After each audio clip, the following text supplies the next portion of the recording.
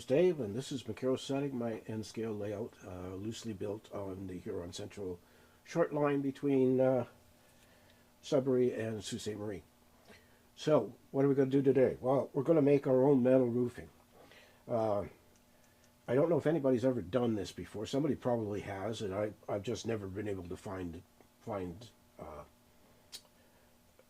a video on it or a channel that's done it. What we're going to do is we're going to make a little jig that will make corrugated roofing. And if you ask me where I came up with this idea, I have no idea. I was just thinking one day, well, geez, you know, I think I should be able to make corrugated roofing. And so I came up with this. But first I'm going to show you something. First I'm going to show you the actual corrugated roofing, which is on this camera 6 is my preview. Here we go. So here are the three different types of metal I've got. I've got the type of aluminum tape that you use around your ductwork in your house. I've got a sheet of brass, and I've got copper foil. Copper foil is by far the most difficult to use. Not because it doesn't work, but because it's a foil and it just falls apart in your hand really easily.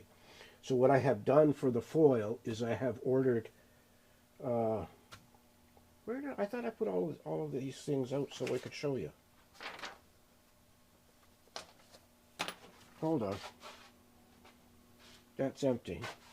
Oh, here they are. So this is the foil tape I'm talking about. This is the brass sheeting I'm talking about. And this is copper foil.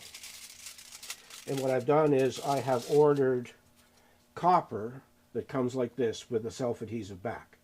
I think that's going to make putting roofs on the buildings easier. It also means that you can handle it, and it's not going to end up being torn as you're handling, because it's going to paper backing until you stick it down. So those are the three metals I have right now. I'll have a fourth one on Saturday when Amazon shows up with the package. So this is what we're going to do. Now I'm going to take these off here. I'm just going to show you the jig now, and then we'll talk about how I built it. This is the jig. This is styrene rod and styrene tubing glued to another piece of styrene. And this is also styrene rod and styrene tubing glued to the other, glued to a piece of styrene. This is just a piece. This is it's a maple. It's hardwood, and all I did was put a hinge on it. And you take your material. I'll just show you how this works.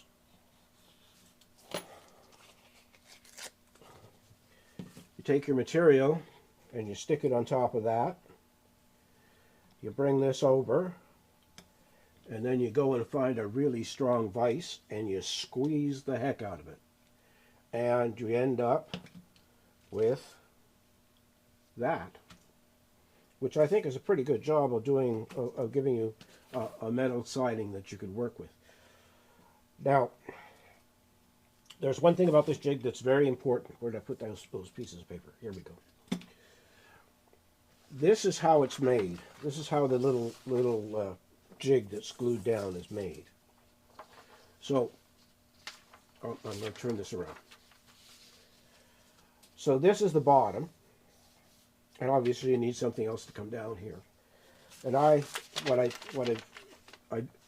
so I made two of these, and then all I do is offset them. And you can see how that creates a ripple. Now the reason I'm using square and round is because the first time I did it with all round. And the problem with all round is that there's I'm going to put this back out here. Sorry, I got stuck in the way.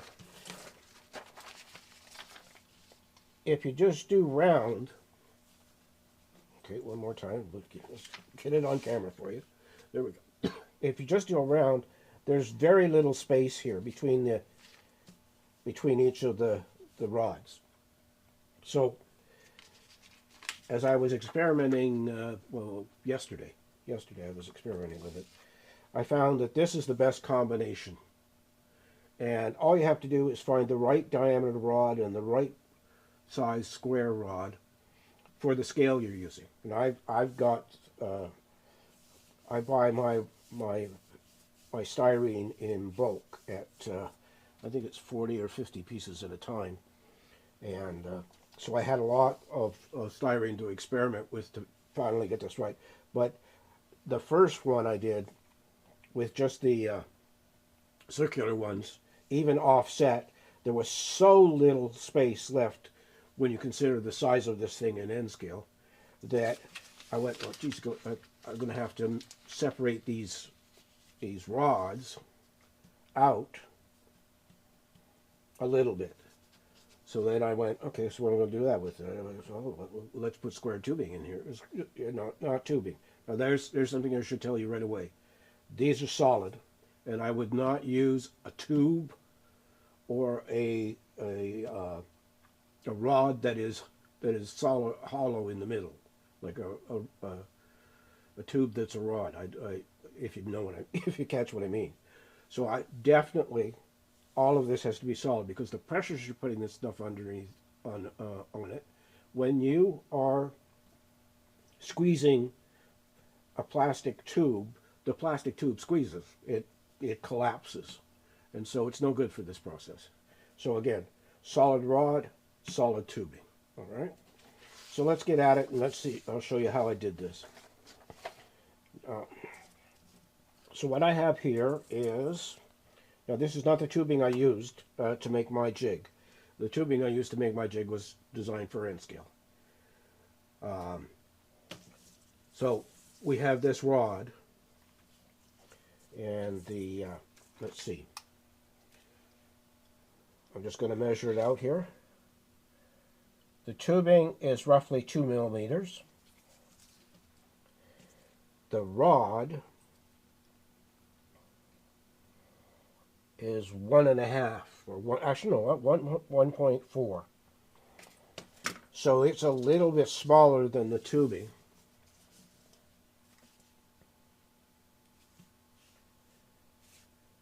So what do? Well, I cut 2 pieces of styrene. Now again, this is my my Lowe's stock, the plastic I got when I was working at Lowe's that they were continually throwing out, and I think I've said many times, I have enough styrene to last a lifetime. I mean it, a lifetime. So what we're going to do is I'm going to go over to 7, and we're going to switch over to 7 here. So we have the styrene sheets, and they are, just in case somebody asks, they're exactly 1 millimeter thick. So what do? Well, now my wife accuses me of being a toolaholic. That means if I see a tool and I like it, I buy it. So here I have my cutter. And it is from rptools.com. And this is a really beautiful little cutter. You can cut angles with it. These things move around. It's got a nice fence over here. I'll move the blade out of the way so you can see it. It's got a nice fence over here so you can set things up properly. And then it's got another angled piece on this side, so you can do a lot of compound curves and stuff. So what do I do? I've set the distance. Hold on, I'm going to get that back to 0 here because it's going to be in the way. The only problem with this little cutter is if you're not careful, you cut your knuckles just as much as you cut a piece of styrene. So I take the rod and the styrene and put them in there. Bring the cutter down. And nice, clean, sharp cut. And I'll tell you, when you buy this, you don't get that many blades, so you're going to have to go to this website and buy a couple of packages of blades. You won't use the cutter very often unless you're a real, you do a lot of scratch building like I do.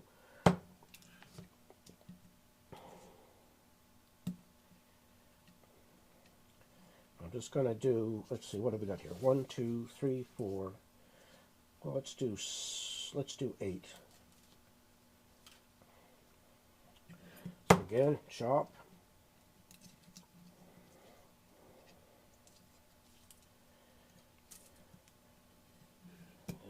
Oops, careful.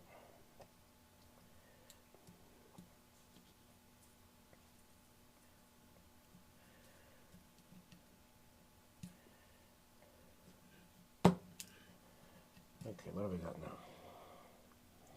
A rod and a square, a rod and a square, a rod and a square. Oh, let's use the scalpel to get that out of there. A rod and a square. And we'll do one more and then we'll show you the gluing.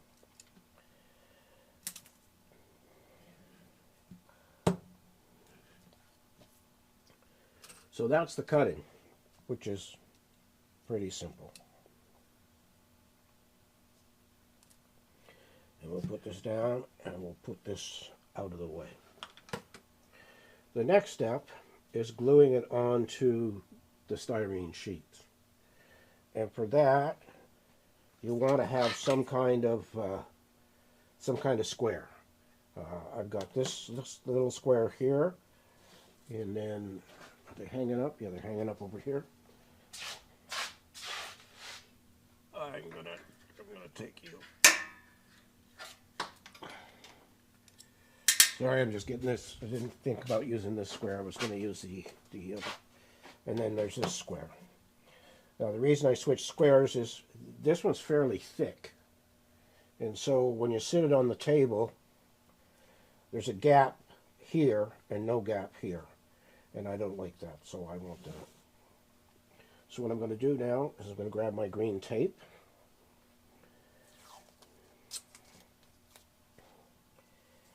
And again, I've got paper on my mat, so I don't get glue or solvents on the mat as I'm doing this, because these, particularly this particular solvent, will eat the glue, eat the paint on the mat, and I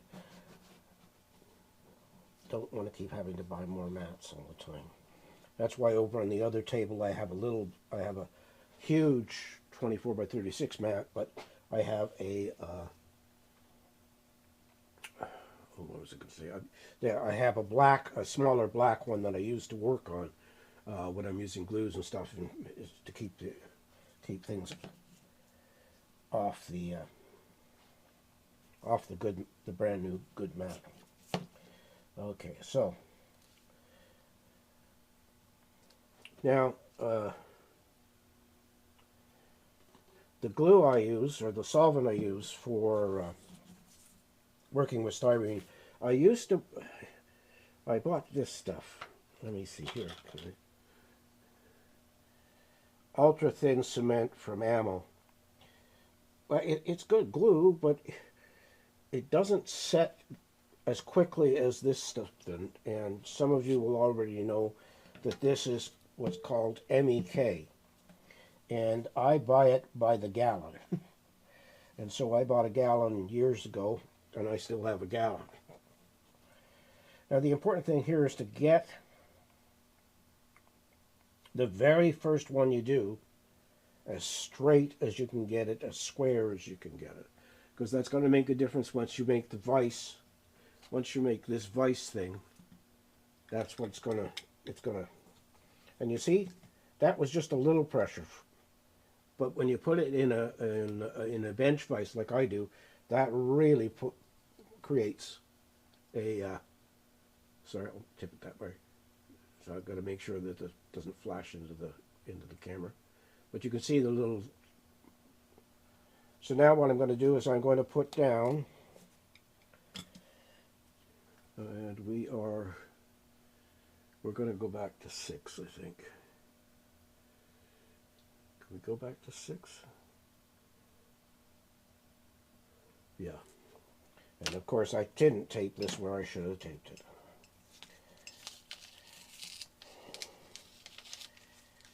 I put a mark on the paper showing where the center of this thing was, and I didn't bother to follow the mark I put. Okay, here we go.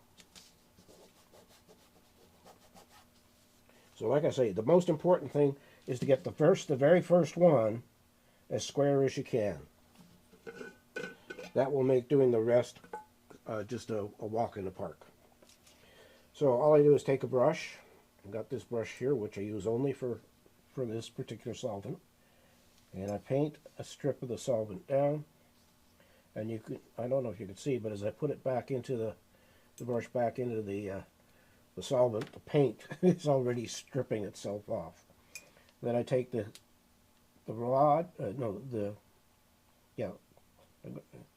tubing, and I glue it down.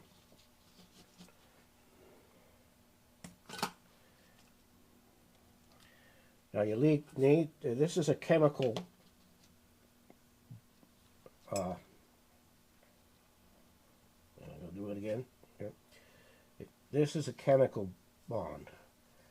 The solvent actually melts the plastic.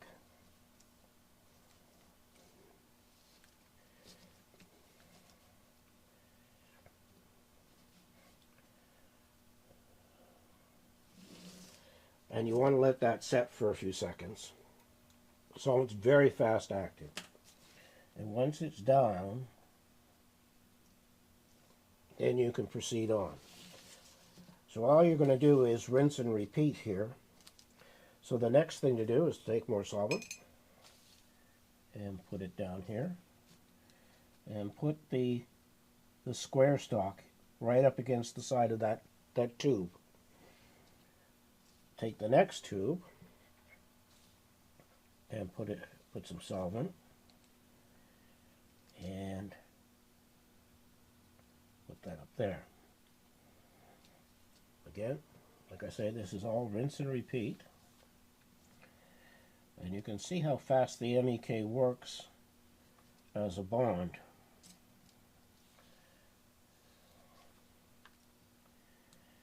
Now I did sand the plastic styrene sheet before I started to use it here, because it does have, you see, it has paint on it. They screen print, or I don't know how they print these, but they print them on the plastic. And so there's inks and stuff there which might affect the way the bond would go. And I got to remember to keep this pattern correct.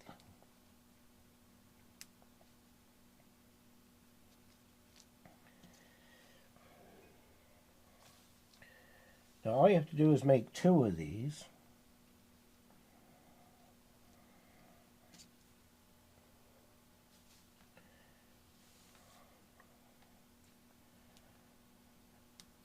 Little jigs. And depending on the amount of styrene you have, you could make a very long one. But I found that in N scale, I don't need to make a long one.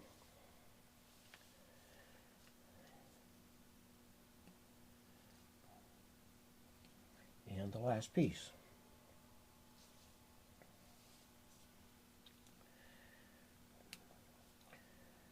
So you would continue on doing this. I'm just going to put a cover on the MEK because it stinks. It's a very strong solvent. Ooh. And I put the brush with it so that I remember that that's the MEK brush. Okay. So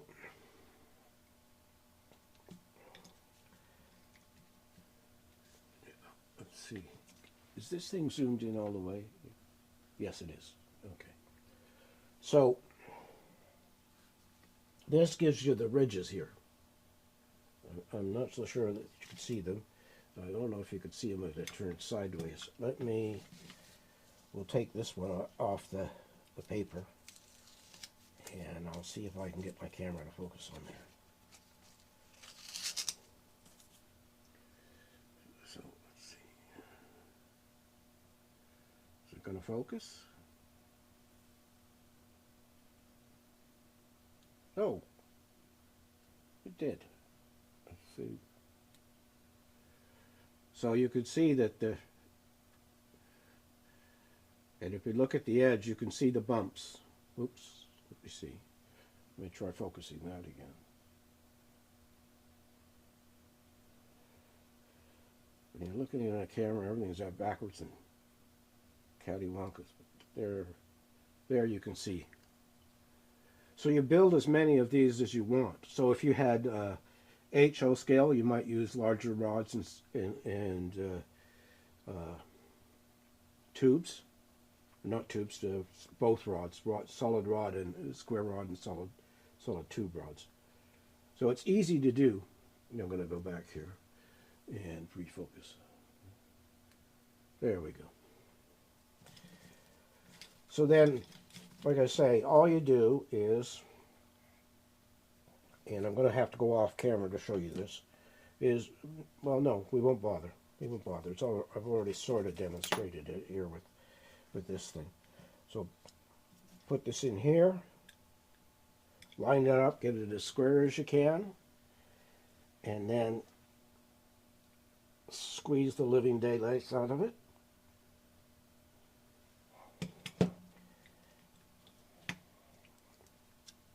And we get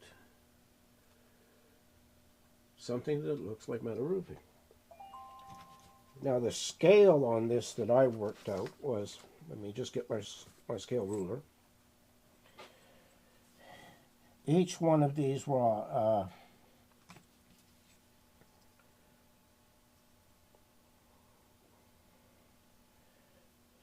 each one of them is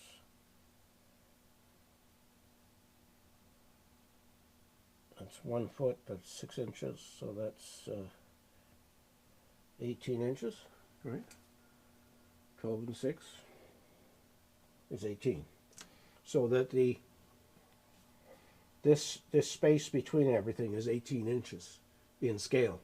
So that's pretty good for roofing. I mean, if you're going to do, say, like corrugated siding and stuff, you'd have to make this little jig a lot smaller, and I may do that eventually, but for now I'm just concentrating on roofing.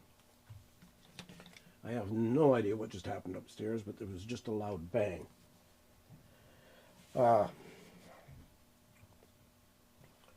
Now, if you don't want to go to all this trouble to make your own,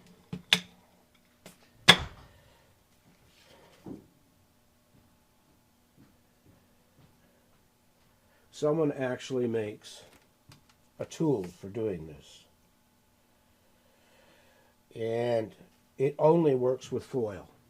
It doesn't work with the thicker materials. You just don't have the strength. And I'm going to include a link. I cannot read. Sorry. Just going to put my magnifier down here and see it says. It's BRUNEL Models, Corrugated Iron Maker. It's a 3 foot by 9 foot scale 160. Yeah, I can't remember how much it costs. It does work really well, but it tends to tear very thin foils. So I wouldn't, I thought I would use it. I've never used it. I bought it thinking it would work really well, but it didn't do the job I wanted it to do. So, camera one. So that's been a quick DIY on how to do this. You can get the aluminum tape. You can get from. Sorry, let's go back. Where are we? There. The aluminum tape you can get from most hardware stores, for sure. The brass I got from Amazon, and the foil I got from Amazon, and the copper one that is very similar to this, I also had to get from Amazon. So I'll put links in the description for those particular Amazon items. And we're going to call it quits for a day, because that's pretty much everything there is to know about this. It took me a good, well, I wouldn't say 2 days. I worked on that over 2 days, but maybe not, didn't work that much in terms of hours.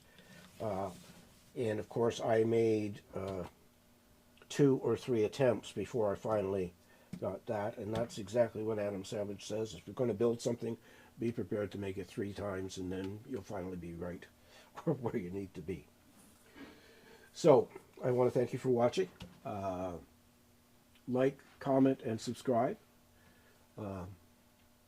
Subscribing is free, and if you ring the little bell, you'll get a notification of when I do the next video. So until next week,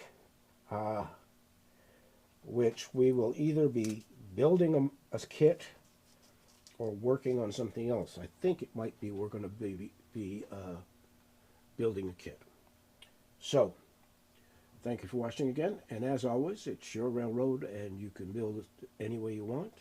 And remember to take care of yourself and take care of your family. And I'll see you next week with a new one. Bye for now.